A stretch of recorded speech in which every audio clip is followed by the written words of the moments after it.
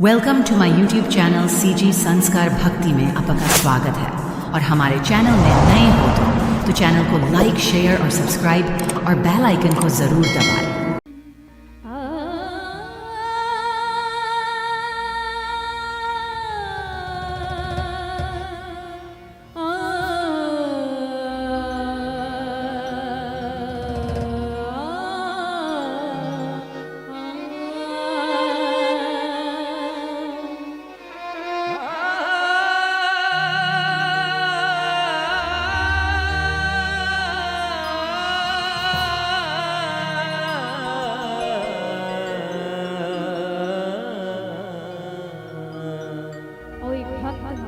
पुकार करत माता रानी से कि आबे आबे वो मोर रानी, आबे आबे वो,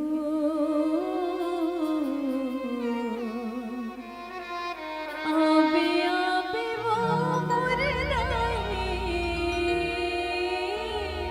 आबे आबे आबे वो।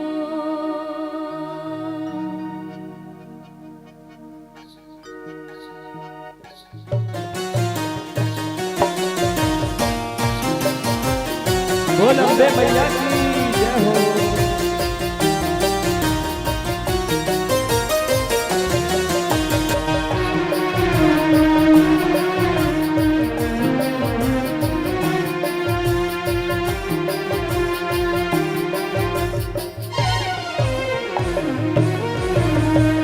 आबे आबे वो मोर रानी, आबे आबे आबे वो, आबे आबे वो मोर